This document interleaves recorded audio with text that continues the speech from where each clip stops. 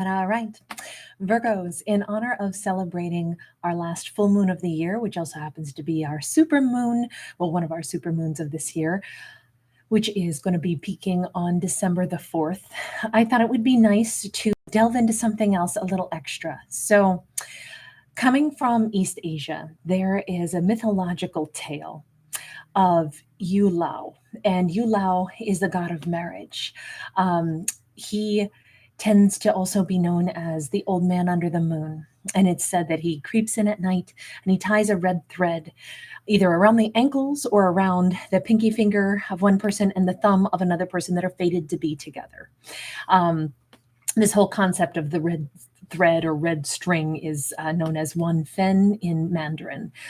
In Japan, is known as akai ito. So this red string idea is like the fated connection between two souls that are meant to be. Now, oftentimes we look at it as, romance, but it can also be non-romantic. But for the purpose of this story, and in honor of this full moon and the wrap up of 2024, let's take a look. First off, does Virgo have someone that they are connected to with that red string? I just thought it would be nice to pay homage to some legends, some mythology. I love that. So let's first take a look and just ask, does Virgo have someone that they are fated and connected to?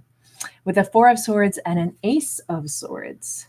And I should mention that red string that gets tied between two people, it can be stretched, but it can never be broken. And I'm just saying, is there someone that Virgo's already connected to? And it says possibly a Libra, Gemini, or Aquarius. Someone who has been in silence and solitude for a long time. Someone who has been trying to sort out energy. Someone who it may have seemed like this thread has been cut, but in this storyline, it has not been. We see that there is still one finger even touching this sword of truth, which can be the awakening, the awareness. Who is this person? Can we see anything about them? Page of Wands, Eight of Pentacles, High Priestess. So Virgo and this person stay in contact with each other no matter what. But I'm asking first about them.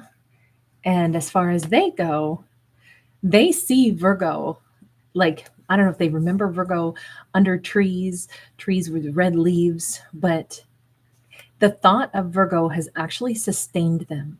While they're at work in particular, they think heavily about our Virgo. They think about our Virgo as kind of like a blooming, blossoming flower. This has a bit of a marriage quality, almost like a wedding dress, lots of florals, a wedding outside under the canopy of trees, maybe a fall wedding. This could be the way they picture Virgo, the way they've always pictured Virgo. I feel like this is somebody who sees Virgo as incredibly luminous, somebody with lovely skin. But Virgo and this character are connected. They sense each other's energy no matter what. There is an energy here of like a Day of the Dead as well, which is celebrated primarily, in Mexico. So that could be a side note here. But in this particular story, and somebody could really love pomegranate, so they're always associated with the High Priestess. So that's not necessary. We do see constellations that are pointing out the zodiacs. So I'm going to say someone is very into astrology. And this is likely going to be Virgo, only because this card carries with it some Virgo, also some Pisces and Cancer energy from my perspective. They may know Virgo likes astrology. When they see things that remind them of things like that, they may automatically think of Virgo. But right now, they exist. Virgo exists solely in this person's mind, but is like a primary motivator for them in their life. Like they keep Virgo with them during their workday. They keep Virgo with them no matter what. They're a King of Swords in the reverse. Virgo, I believe one of your last videos was about a King of Swords. You'll find that in your Virgo playlist. I have a playlist for every zodiac. If I can remember, I'll try to add it so that it pops up on your screen right after this, in case you missed that one. It came out as like a video yesterday. Knight of Pentacles. They are somebody who they have had big personal battles to cope with.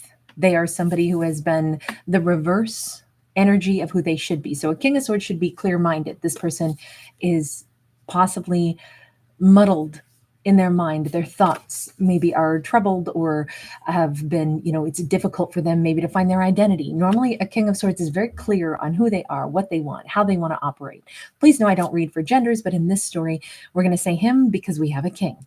So we'll say that Virgo's, we'll say fated connection could be a Libra, Gemini, Aquarius, King of Swords, who has had a very long, slow journey.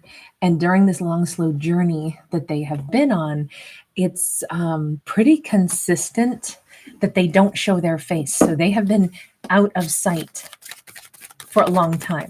By the way, my phone is blowing up right now. So I don't know if they think about sending Virgo a message, if that's like a symbol. I always think anything that pops up in a storyline, we should, add that in.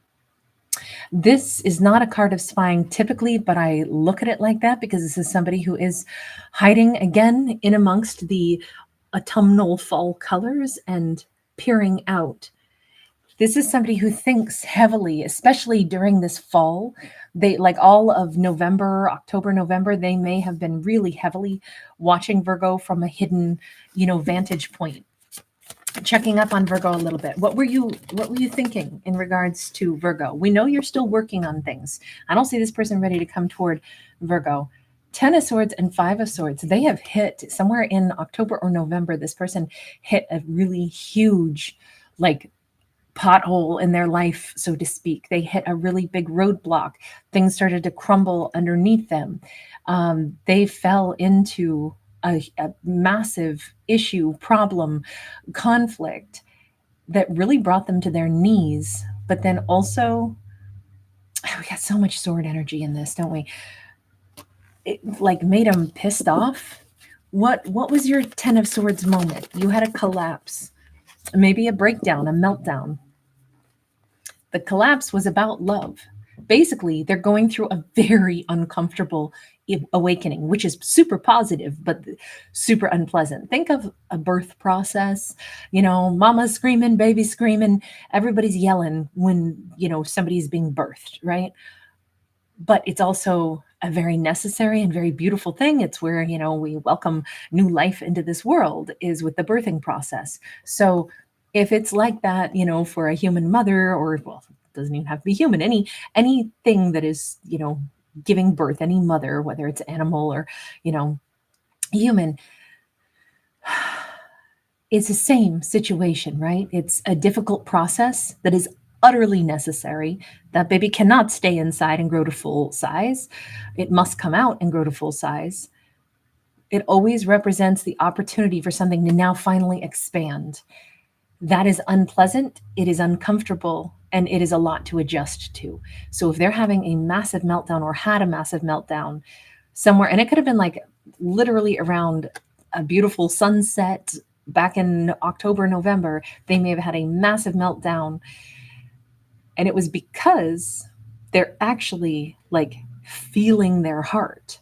They're feeling their heart open up. They're feeling like love or peace. And at first, they're just pissed. They're super uncomfortable with all this. I don't know if they went to a church or they went someplace where they needed to just like unload, because I feel like this is like, I don't know what to do with all these, emotions. We got the 7 of Wands sideways. Their first instinct was fight. I want to push it away. I don't want to feel like this. I want to be a warrior. I want to be removed from this. I want to fight it like it's an enemy.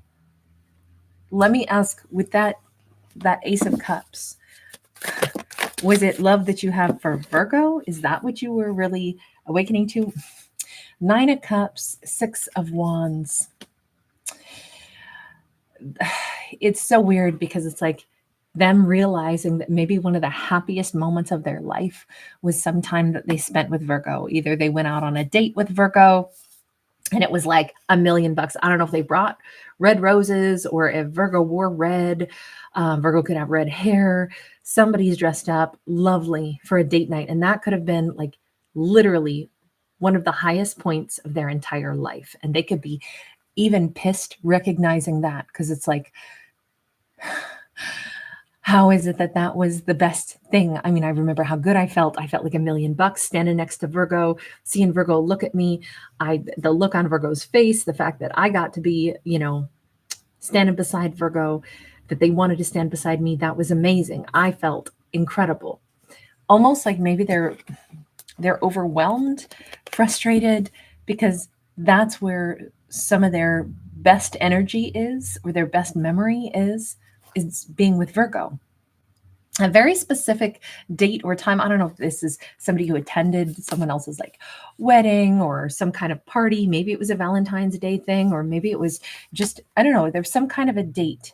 We have like some kind of fake plant, or in this case, it's like a birch tree planter, or birch trees were somewhere outdoors or something.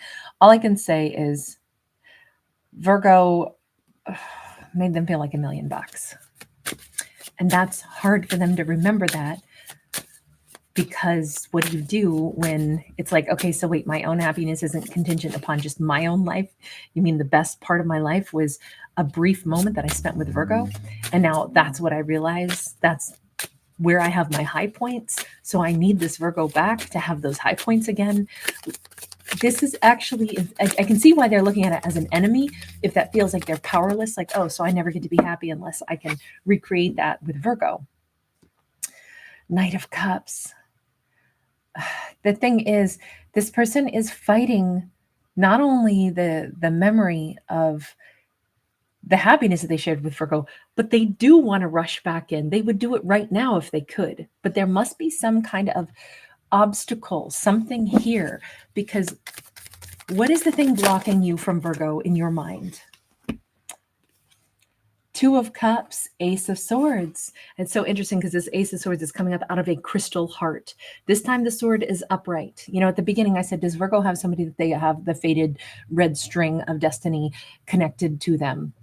And we immediately got the Four of Swords, and we've got that Ace of Swords. And in that case, the sword was upside down, and it was like, okay, there's silence between Virgo and somebody, and yet the connection is still there. It hasn't been severed. It's instead being realized. And I said, what is your big blockage? And they're like, Virgo lives in my like 5D realm. I feel Virgo around me all the time. I feel connected to Virgo in the cosmos, in my energy.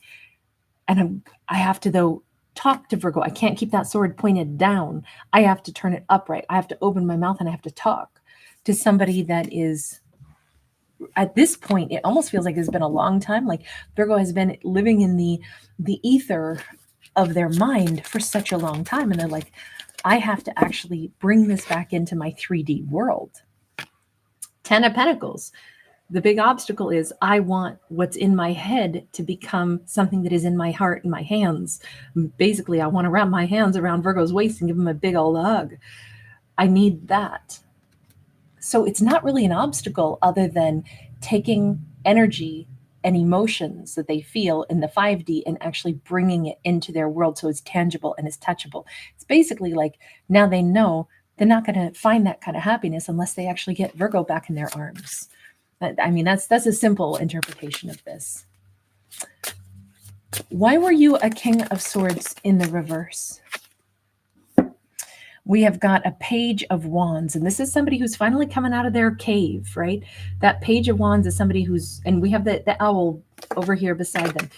Whatever happened to this person, whatever this King of Swords went through, whether it was trying to, like, I don't know if they never had opened up their energy before, their heart before, maybe they've never loved another person before, and all that was just such new terrain for them that it was overwhelming. It was kind of freaky. It was something that they didn't know how to handle. It pushed them into their like internal like little crystal cave here while they tried to sort out like, what does this mean? And I think they suppressed it for a really long time.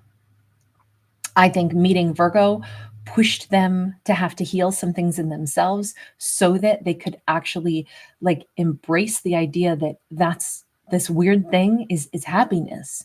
That's what Virgo awoke in me is, I wonder if this person was like kind of just living life in like a grayscale for so long. And then they meet Virgo and it's like glorious technicolor. And, you know, they go from a plateau to all of a sudden feeling emotions. And that's like, what is this?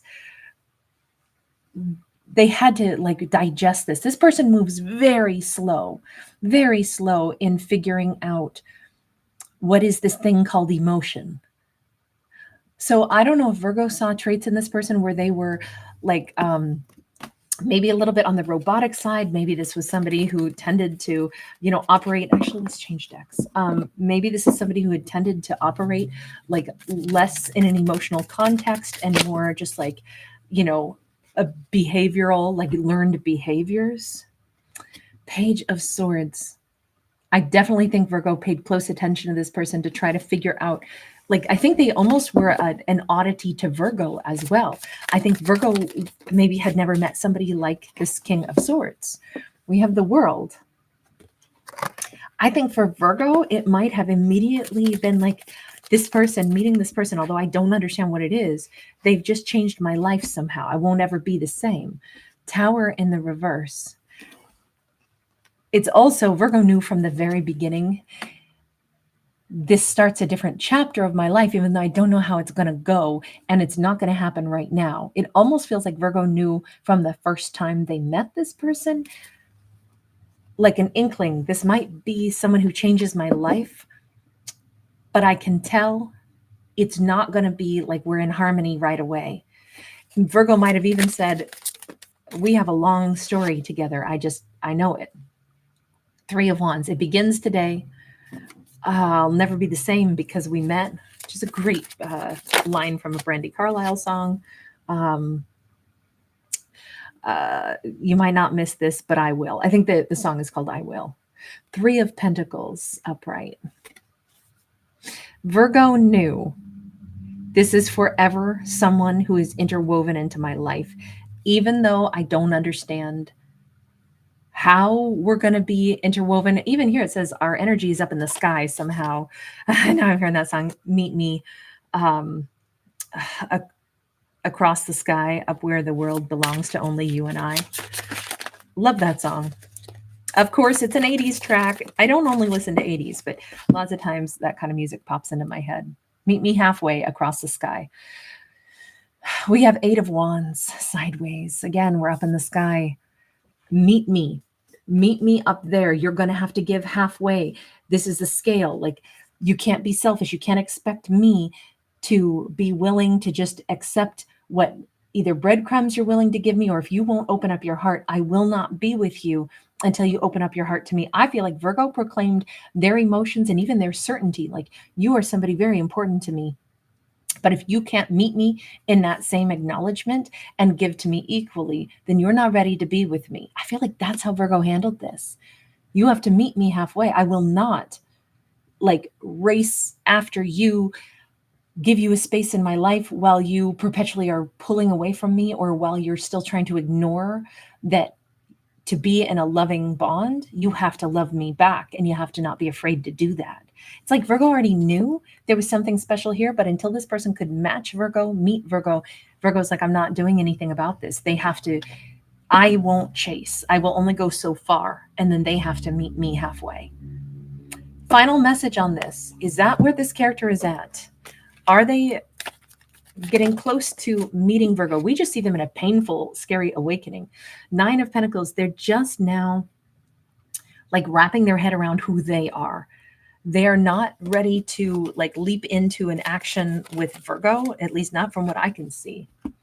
Queen of Wands in the reverse, they are just now free and single. If they had some karmic hold upon them, maybe the reason they had clamped down all their emotions, they're finally no longer clamping down emotions. They're finally completely independent of whatever toxicity kept them in a reversed energy. They're only just now truly a sovereign person. And maybe that's why they're having this painful awakening where it's like, oh my God, I feel tons of emotion and it's for Virgo and I love this Virgo and I'm not afraid of love anymore. But they're going to still need to get their bearings first.